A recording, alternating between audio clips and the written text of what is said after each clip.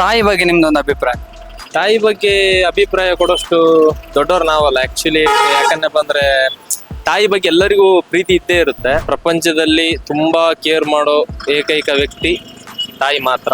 ಆದ್ರೆ ಪ್ರೀತಿ ಅನ್ನೋದು any time ಇದ್ದೇ ಇರುತ್ತಲ್ಲ. ಅವರು ಸಹ ಅಷ್ಟೇ ನಮ್ನ ಪ್ರೀತಿ ತೋರಿಸ್ತಾರೆ, ನಾವು ಸಹ ಅಷ್ಟೇ ಅವ್ರನ್ನ ಕೇರ್ ಮಾಡ್ಬೇಕು. ಚಿಕ್ಕವರಿದ್ದಾಗ ಅವ್ರು ನಮಗೆ ಕೇರ್ ಮಾಡಿರ್ತಾರೆ. ದೊಡ್ಡವ್ರು ಆಗ್ತಾ ಆಗ್ತಾ ಅವ್ರಿಗೆ ವಯಸ್ಸಾಗ್ತಾ ಆಗ್ತಾ ನಾವು ಅವ್ರನ್ನ ತುಂಬಾ ಕೇರ್ ಮಾಡಿ ನೋಡ್ಕೊಳ್ಳೋದ್ರಿಂದ.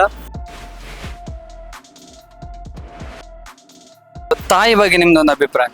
ತಾಯಿ ಬಗ್ಗೆ ಅಭಿಪ್ರಾಯ ಕೊಡೋಷ್ಟು ದೊಡ್ಡವ್ರು ನಾವಲ್ಲ ಆಕ್ಚುಲಿ. ಯಾಕಂದ್ರೆ ಬಂದ್ರೆ ತಾಯಿ ಬಗ್ಗೆ ಎಲ್ಲರಿಗೂ ಪ್ರೀತಿ ಇದ್ದೇ ಇರುತ್ತೆ. ಅಷ್ಟೇ ಪ್ರೀತಿ ನಮಗೆ ಸಹ ಇದೆ. ಯಾಕಂದ್ರೆ ತಾಯಿ ಇಲ್ಲದೆ ನಾವಿಲ್ಲ. ಪ್ರಪಂಚದಲ್ಲಿ ತುಂಬಾ ಕೇರ್ ಮಾಡೋ ಏಕೈಕ ವ್ಯಕ್ತಿ ತಾಯಿ ಮಾತ್ರ. ಮತ್ತೆ ಇನ್ನೊಂದು ಖುಷಿ ವಿಚಾರ ಅಂದ್ರೆ ನಾವೆಲ್ಲ ವಿಶ್ ಎಲ್ಲ ಮಾಡಲ್ಲ, ಮದರ್ಸ್ ಡೇ ಅದು ಇದು ಅಂತೇಳಿ ಮಾಡ್ಕೊಂತ ಸಹ ಬಂದಿಲ್ಲ. ಆದ್ರೆ ಪ್ರೀತಿ ಅನ್ನೋದು ಎನಿ ಟೈಮ್ ಇದ್ದೇ ಇರುತ್ತಲ್ಲ. ಅವರು ಸಹ ಅಷ್ಟೇ ನಮ್ನ ಪ್ರೀತಿ ತೋರಿಸ್ತಾರೆ, ನಾವು ಸಹ ಅಷ್ಟೇ ಅವ್ರನ್ನ ಕೇರ್ ಮಾಡ್ಬೇಕು. ಚಿಕ್ಕವರಿದ್ದಾಗ ಅವ್ರು ನಮಗೆ ಕೇರ್ ಮಾಡಿರ್ತಾರೆ. ದೊಡ್ಡವ್ರು ಆಗ್ತಾ ಆಗ್ತಾ ಅವ್ರಿಗೆ ವಯಸ್ಸಾಗ್ತಾ ಆಗ್ತಾ ನಾವು ಅವ್ರನ್ನ ತುಂಬಾ ಕೇರ್ ಮಾಡಿ ನೋಡ್ಕೊಳ್ಳೋದ್ರಿಂದ ಒಂದು ತಂದೆ ತಾಯಿ ಆಗ್ಲಿ ಮಗನ ಸಂಬಂಧ ಆಗ್ಲಿ ತುಂಬಾ ಗಟ್ಟಿಯಾಗಿರುತ್ತೆ ಅಂತ ನನ್ನ ನಂಬಿಕೆ.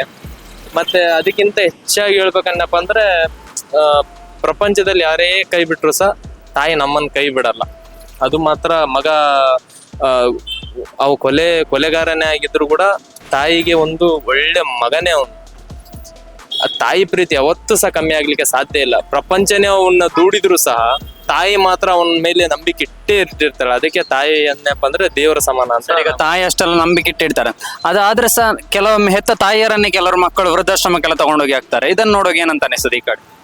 ಸರ್, ಇದನ್ನೆಲ್ಲ ನೋಡುವಾಗ ನಾವು ಕಲಿಬೇಕಾಗಿರೋದು ಒಂದೇ, ಅವ್ರಿಗೇನು ಒಳ್ಳೇದಾಗುದಿಲ್ಲ.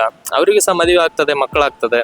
ನೆಕ್ಸ್ಟ್ ಮಕ್ಕಳು ಸಹ ನೋಡ್ತಾ ಬರ್ತಾ ಇರ್ತಾರೆ. ಅವ್ರಿಗೆ ತಾಯಿಗೆ ನಾವು ಹೇಗೆ ಗೌರವ ಕೊಡ್ತೇವೆ ಮನೆಯಲ್ಲಿ, ಅಷ್ಟೇ ನೋಡಿ ಅವರು ಕಲಿಯೋದು. ಗೊತ್ತಾಯ್ತಾ?